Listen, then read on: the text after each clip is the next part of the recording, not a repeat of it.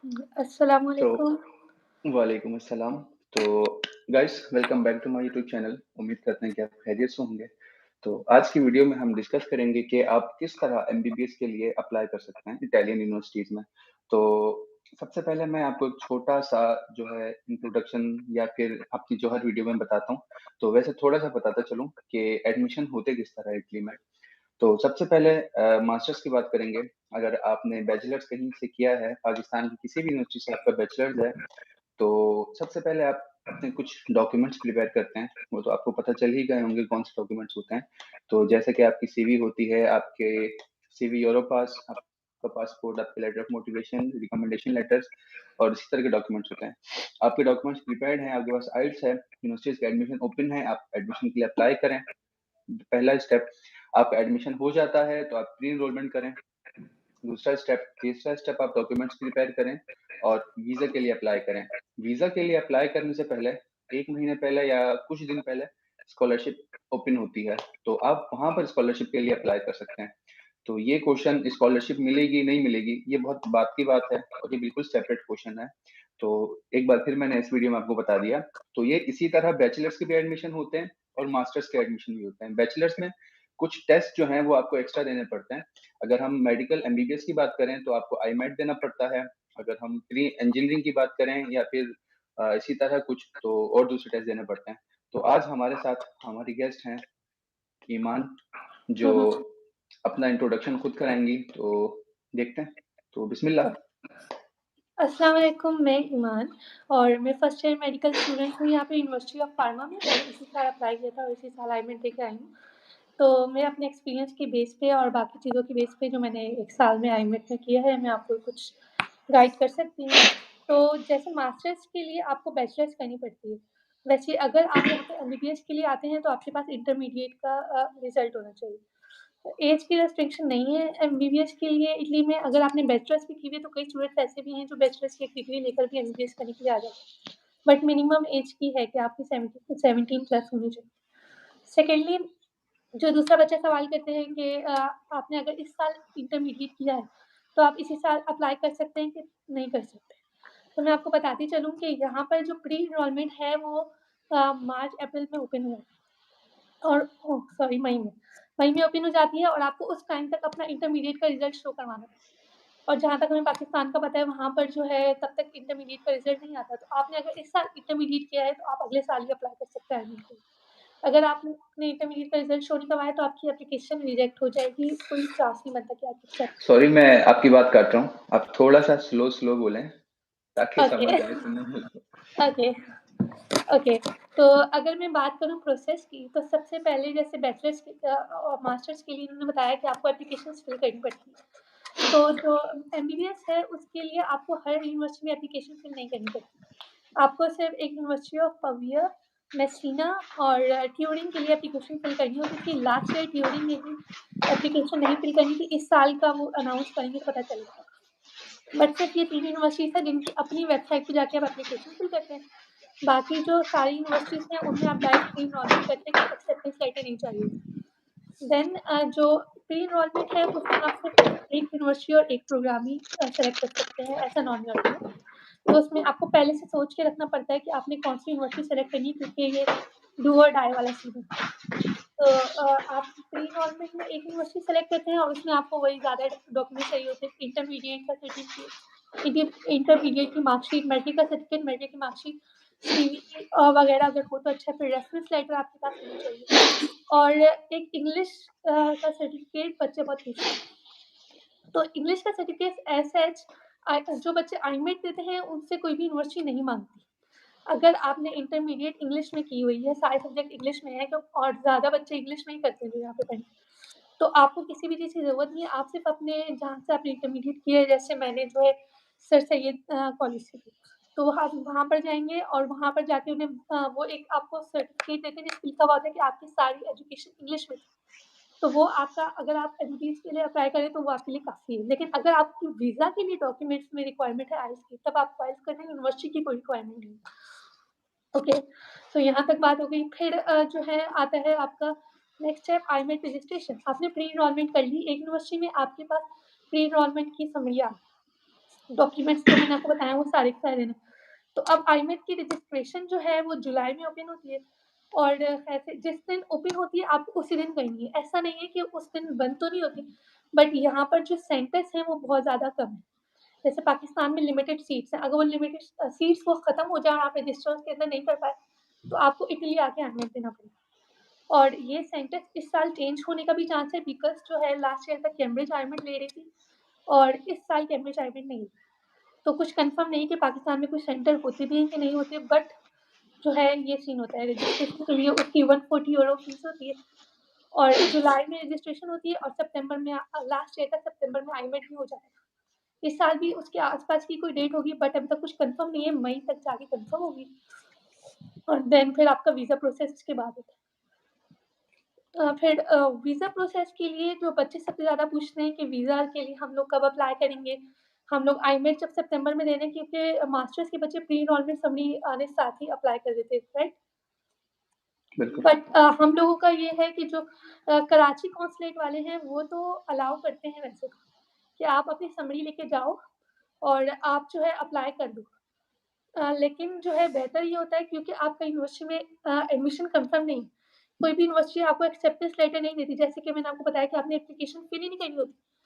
आईमेट के बाद आपको एक्सेप्टेंस लेटर देती है यूनिवर्सिटी कि आपने आईमेट क्लियर कर लिया है, आपकी मेरिट लिस्ट में नाम है और जो लिमिटेड सीट्स हैं उनमें आप आ गए। तो उसके बाद एक्सेप्टेंस लेटर मिलता है और उस बेस पे आप वीज़ा अप्लाई करते हो। तो बेहतर है कि आईमेट देने के बाद ही वीज़ा अप्लाई करो क्योंकि जो आईमेट में बच्चे क्लियर करते हैं उनका वीज़ा रिजेक्ट नहीं होता। अगर आपके डॉक्यूमेंट सारे सही हैं तो कोई चांस नहीं रहता कि आपका वीज़ा रिजेक्ट हो जाए। और जो इस्लामाबाद एम्बेसी वाले हैं उनका वैसे ही वो एम्बेसी खुद ही अपॉइंटमेंट के लिए कॉल करती है और मेडिकल के स्टूडेंट्स वालों के लिए वो अपॉइंटमेंट एनरोलमेंट की डेट के हिसाब से नहीं आती, बल्कि वो हमेशा आपकी आईमेट के बाद ही आएगी। कभी भी आईमेट से पहले आपको नहीं बुलाएँगे क्योंकि आपका एडमिशन ही कन्फर्म नहीं है। तो ये सारा सीन। बाकी स्कॉलरशिप के लिए आप जो है जो मास्टर्स और बैचलर्स के स्टूडेंट्स हैं उनके साथ ही अप्लाई करते हो, बिकॉज़ स्कॉलरशिप रीजनल होती है। बहुत सारे स्टूडेंट्स बोलते भी हैं कि पूरा प्रोसेस डिफरेंट है, तो आपको स्कॉलरशिप का प्रोसेस भी डिफरेंट है और ये वो। तो इन बातों में कभी मत आना वरना आगे आके फँस जाओगे, मैं फँसी हुई हूँ। तो या ये बस। तो ख़ैर मैं आपसे पूछता हूँ कि जैसा कि एक बच्चा है, कोई स्टूडेंट है जिसने अभी इंटरमीडिएट के एग्ज़ाम दिए हैं। अगर हम बात करें पाकिस्तान की तो अभी वहाँ पर एग्ज़ाम नहीं हुए हैं। अब जैसे कि फ़ेब का मंथ चल रहा है तो मार्च या अप्रैल में उसके इंटरमीडिएट के एग्ज़ाम होंगे और करते-करते अगस्त या सितंबर में उसका रिज़ल्ट आएगा। हुँ, तो हुँ। मिनिमम मिनिमम कितनी परसेंटेज रिक्वायर होती है कि वो आईमेट के लिए या इटली में एमबीबीएस के लिए अप्लाई कर सकता है? कोई भी यूनिवर्सिटी कोई भी परसेंटेज नहीं माँगती। वीज़ा के लिए आपके पास कुछ रीज़नेबल परसेंटेज होनी चाहिए, यानी 70 हो, आपके पास 65 हो। बट जो यहाँ की यूनिवर्सिटीज़ हैं, वो सिर्फ़ आईमेट कंसिडर करती हैं। आपकी मेरिट लिस्ट में कहीं भी आपकी इंटरमीडिएट या मैट्रिक की परसेंटेज इंक्लूड नहीं होती। तो परसेंटेज की रिक्वायरमेंट एम्बेसी या कॉन्सुलेट की है? यस। ठीक है। तो स्टूडेंट ने एग्ज़ाम दे दिया, उसका रिज़ल्ट आया 70% है। उसके हुँ, सारे हुँ। डॉक्यूमेंट्स उसके रेडी हैं, तो कौन-कौन से डॉक्यूमेंट्स वो रेडी करे? डॉक्यूमेंट्स जो हैं वो तकरीबन मतलब जो इंटरमीडिएट और मैट्रिक के जो एजुकेशनल डॉक्यूमेंट्स हैं, मार्कशीट हो गई, डिप्लोमा हो गया, आपने उन सबको अटेस्टेशन आईसीईई से जो और मुफा से अटेस्टेशन है वो आप एप्लीकेशन जितनी जल्दी स्टार्ट कर दें उतना अच्छा। वैसे ये सब डॉक्यूमेंट्स क्योंकि वीज़ा के लिए चाहिए होते हैं। आईमेट रजिस्ट्रेशन के टाइम कोई भी डॉक्यूमेंट नहीं माँगा जाता और एनरोलमेंट के लिए जो डॉक्यूमेंट्स माँगे जाते हैं वो मैंने मेंशन किए। बट ये सब जो डॉक्यूमेंटेशन है वो बैचलर्स मास्टर्स के स्टूडेंट्स की तरह ही होती है। बस एक फ़र्क होता है कि आप लोग अपने बैचलर्स के डॉक्यूमेंट्स के साथ करते हो और हम लोग सिर्फ़ इंटरमीडिएट और मैट्रिक के डॉक्यूमेंट्स करते हैं। ठीक है। तो जहाँ तक अटेस्टेशन की बात है आपके मैट्रिक के डॉक्यूमेंट्स, आपकी मैट्रिक की मार्कशीट और आपका मैट्रिक का जो डिप्लोमा है या आप सर्टिफ़िकेट कहते हैं, ये हुँ, दोनों हुँ। आप पहले मैट्रिक बोर्ड से वेरीफ़ाई कराएँगे। मैट्रिक बोर्ड से वेरिफ़िकेशन के बाद आप उसको लेकर जाएँगे IBCC, inter board committee chairman, आप यहाँ से वेरीफ़ाई कराएँगे। फिर आपके इंटरमीडिएट के डॉक्यूमेंट्स हैं, तो आप उनको इंटर बोर्ड से कराएँगे और इंटर बोर्ड से जब वो आपके अटेस्ट होके आ जाते हैं, तो फिर आप उनको आईबीसीसी से कराएँगे, इंटर बोर्ड कमिटी चेयरमैन। तो ये डॉक्यूमेंट्स जब आपके रेडी होते हैं, तो फिर आप इनको लेकर जाएँगे ministry of foreign affairs MOFA. तो आप कराची में हैं, तो कराची से भी करा सकते हैं, इस्लामाबाद से, लाहौर से, कहीं से भी करा सकते हैं। तो मोफा के डॉक्यूमेंट्स भी आपके प्रिपेयर हो गए। तो डॉक्यूमेंट्स की लिस्ट आपने अभी बता दी, तो हुँ, उसके हुँ। बाद फर्दर स्टेप क्या होगा? फर्दर स्टेप यही कि आप क्या नाम है आईमेट की प्रिपरेशन और आईमेट देना है और उसके बाद आपने वीज़ा अप्लाई करना है। देन बट जब आपका आईमेट की मेरिट लिस्ट आती है जो अक्टूबर में अनाउंस होती है, हुँ, हुँ। उसके बाद आपको 2 दिन दिए जाते हैं यूनिवर्सिटी में ऑनलाइन एनरोलमेंट के लिए। ये चीज़ बहुत ज़रूरी है और इस वजह से कई बच्चे रह भी जाते हैं कि उन नहीं दिन थोड़ा-सा स्लो कि आपके डॉक्यूमेंट्स प्रिपेयर हैं, आपने इंटरमीडिएट के एग्ज़ाम दिए हैं, आपके पास सारे डॉक्यूमेंट्स अटेस्टेड भी हैं, वेरिफाइड भी हैं। तो यहाँ पर बच्चा पहले यूनिवर्सिटी में एडमिशन के लिए अप्लाई करे या पहले आईमेट दे? पहले यूनिवर्सिटी में अप्लाई करना होता है जैसे कि मैंने बताया कि एप्लीकेशन आपको फिल करनी होती है, फिर आपको प्री एनरोलमेंट करनी होती है, देन आपको आईमेट रजिस्ट्रेशन करनी होती है। यूनिवर्सिटी में कब एडमिशन के लिए अप्लाई करें? एमबीबीएस के लिए कब एडमिशन ओपन होते हैं? एमबीबीएस के लिए जो 3 यूनिवर्सिटीज़ मैंने मेंशन की हैं मिलान ओह! आप एक मेसिना दफ़ा पूरा बता सकती हैं? जो 3 यूनिवर्सिटीज़ मैंने मेंशन की हैं Messina, Turin and university of पविया।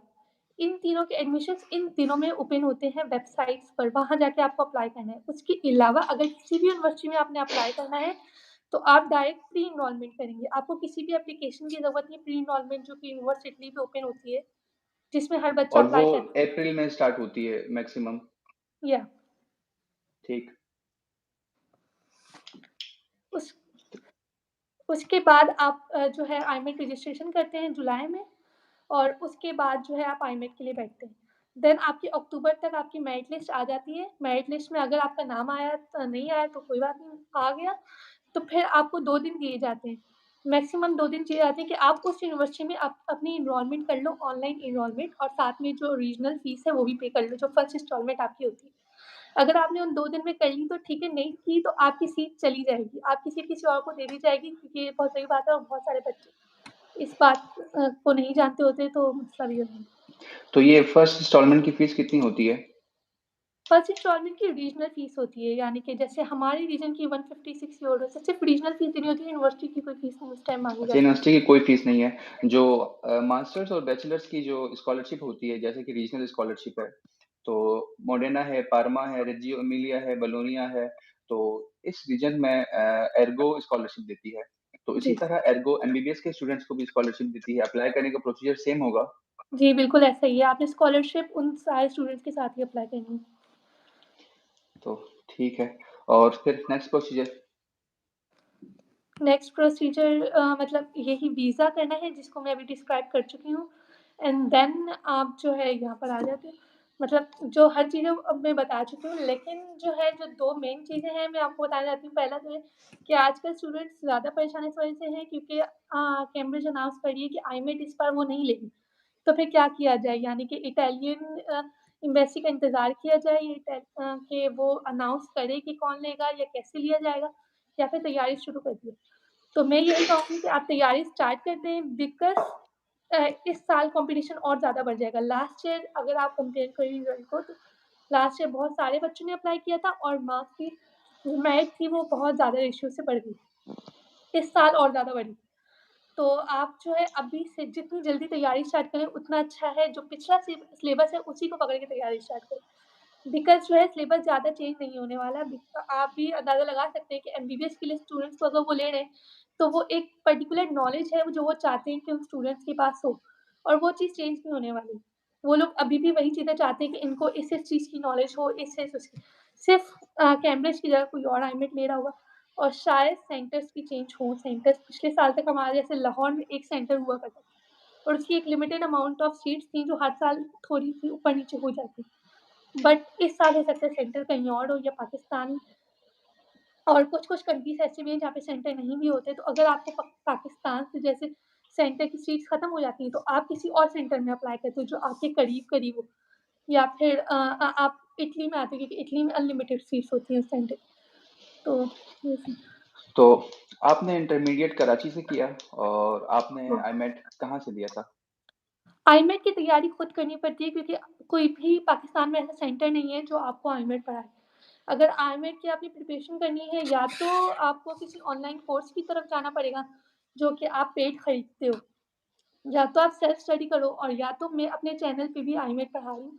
Because मुझे पता है कि स्टूडेंट्स को ज़्यादा इसी वज़ह से इश्यू बनता है, क्योंकि मेरे पास भी कोई ऐसा मटेरियल नहीं था एज़ सच कि मैं कहीं पे जाके तैयारी करूँ और तो मैं अपने कोर्स जो चैनल है मेरा आईमेट विद ईमान, उसपे मैं पास्ट पेपर्स वगैरह और बाकी सब चीज़ें बायोलॉजी की ख़ास तौर पर, केमिस्ट्री की, इस सब की प्रिपरेशन करवाऊँगी। वो सब्जेक्ट्स आप मेरे पास से कवर कर सकते हो, बाकी आपको थोड़ा सेल्फ स्टडी की तरफ भी जाना पड़ेगा।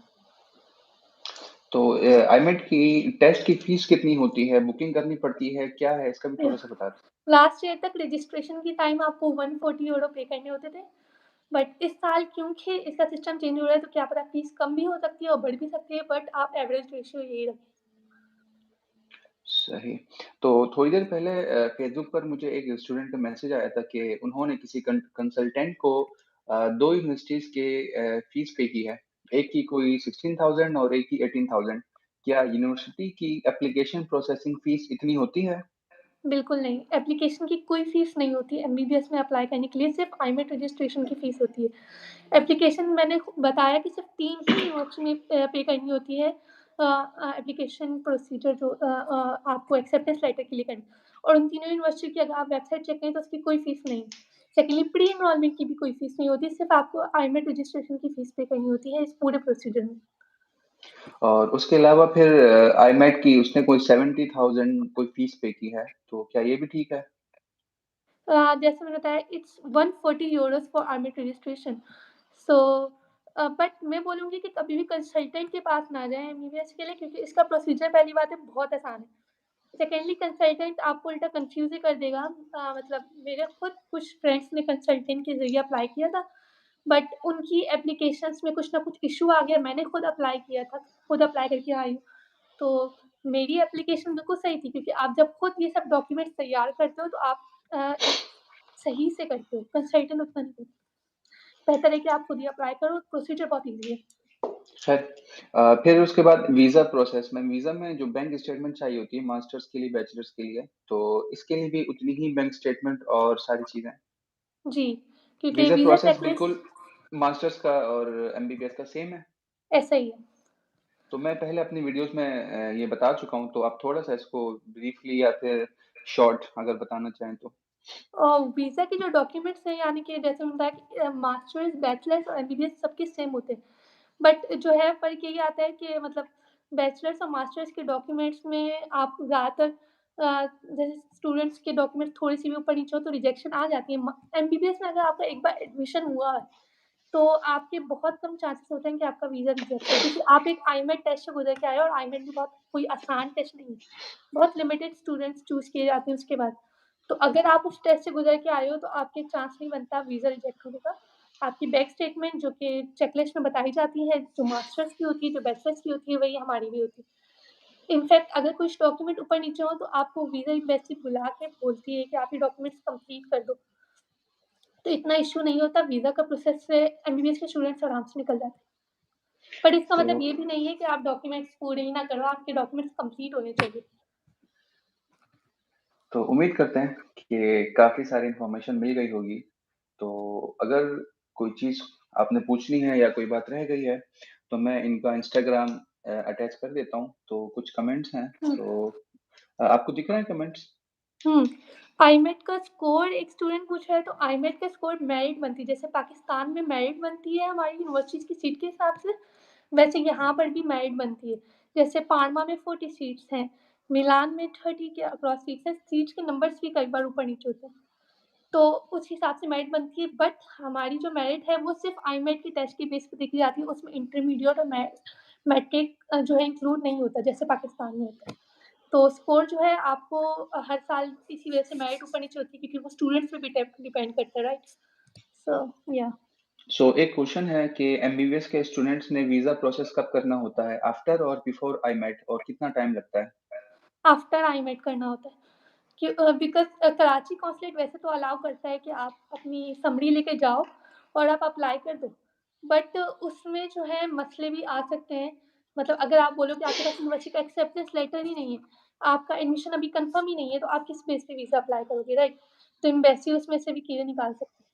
तो बेहतर ये है कि आप आईमेट देने के बाद अप्लाई करो जब आपके पास मेरिट लिस्ट में आपका नाम आ चुका है, आपके पास एक्सेप्टेंस लेटर यूनिवर्सिटी का मौजूद है। और इस्लामाबाद एम्बेसी तो जैसे कि मैंने बताया कि वो आईमेट के बाद ही आपको अपॉइंटमेंट देगी अगर आप मेडिकल के स्टूडेंट हो। ओवरऑल इटली में कितनी यूनिवर्सिटीज़ हैं जो एमबीबीएस में एडमिशन देती हैं? ओवरऑल 14 यूनिवर्सिटीज़ हैं हुँ, यहाँ हुँ। पर और सबकी अलग-अलग नंबर ऑफ सीट्स मतलब तो मैक्सिमम मैक्सिमम सीट्स किस यूनिवर्सिटी में है? कोई आइडिया आपको? मैक्सिमम जो है वो मेसिना में और पविया और पार्मा में जो कि 40 है मैक्सिमम सीट्स नॉन यूरोपियन की 40 और जो मिनिमम है वो 7, 8, 10 तक भी जाती हैं। तो हर आपको ये भी यूनिवर्सिटी की सीट्स और मेरिट दोनों चीज़ें कंसिडर करनी पड़ेगी यूनिवर्सिटी चूज़ करते हुए। तो बोलोनिया का कोई आइडिया है आपको? बोलोनिया की सीट्स 25-30 के अक्रॉस है जहाँ तक मुझे पता है और सेकेंडली बोलोनिया और मिलान जो है उनकी मेरिट हमेशा ऊपर ही जाती है। उनकी मेरिट आपको 45-50 से कम नहीं मिलती कभी भी। तो अगर आपकी तैयारी बहुत अच्छी है तो आप बोलोनिया या मिलान को चूज़ करो बिकॉज़ मैंने बताया कि आप सिर्फ़ एक ही यूनिवर्सिटी चूज़ कर सकते हो। तो वो एक यूनिवर्सिटी से आपने बहुत अक्लमंदी से चूज़ करनी है क्योंकि ये सब डू और डाई वाला सीन है। तो आपने अपनी तैयारी को भी मद्देनज़र रखना है और यूनिवर्सिटी की नंबर ऑफ सीट्स को भी मद्देनज़र रखना है और फिर चूज़ करनी है। और कोर्स जो होता है वो इंग्लिश टॉट होता है या फिर इटालियन में होता है? जी, कोर्स इंग्लिश टॉट होता है। आईमेट का टेस्ट भी इंग्लिश में होता है कंप्लीटली और कोर्स भी इंग्लिश में। So okay that's it. तो अगर आपने फर्दर कुछ बताना है तो फिर एमबीबीएस नहीं, नहीं की थी तो प्री एनरोलमेंट नहीं, इसके अलावा यही है कि मैं बोलूँगी कि आईमेट की प्रिपरेशन आप जितनी जल्दी चाहें उतनी जल्दी स्टार्ट कर दें। बिकॉज़ जब आप मतलब अगर आप अभी इंटरमीडिएट से फारिग हुए तो आप बीच में गैप ना लें। बिकॉज़ जो है कॉम्पिटिशन हर साल इंक्रीज़ हो रहा है और अगर आपने अपना साल ज़ाया नहीं करना और अगर आपने एमबीबीएस वाक़ई में करना है, तो आप जो है इटालियन मिनिस्ट्री का इंतज़ार ना करें कि वो अनाउंस करे कि आईमेट कब होगा या सिलेबस क्या होगा क्योंकि बच्चे हर साल उसका इंतज़ार करते हैं और इटालियन मिनिस्ट्री मई से पहले कुछ भी नहीं देती और बच्चे जब अगर मई में स्टार्ट करते हैं तो वो कई बच्चों से पीछे रह चुके होते हैं और जैसे मैंने बोला कि सीट बहुत कम है, नॉन यूरोपियन की मैक्सिमम सीट्स 40 है यूनिवर्सिटीज़ में, मिनिमम तो और भी कम। तो अगर आपने एक अच्छी यूनिवर्सिटी से एमबीबीएस करना है तो आप अभी से तैयारी स्टार्ट करिए, इटालियन मिनिस्ट्री का इंतज़ार करने का कोई फ़ायदा नहीं है। सो अगर आपने टेस्ट की तैयारी करनी है तो ये इनका यूट्यूब चैनल है आई मेट विद ईमान, मैं उसको मेंशन कर दूँगा। अगर आपको कोई क्वेरी है एमबीबीएस के हवाले से या कोई मसला है, कोई पूछना है आपने, तो मैं इनका इंस्टाग्राम भी अटैच करता हूँ डिस्क्रिप्शन में, तो आप वहाँ इनसे पूछ सकते हैं। तो उम्मीद करते हैं वीडियो आपको पसंद आई होगी। फिर मिलता है नेक्स्ट वीडियो में, तब तक के लिए अल्लाह हाफ़िज़। बाय, अल्लाह हाफ़िज़। अल्लाह हाफ़िज़। Thank you.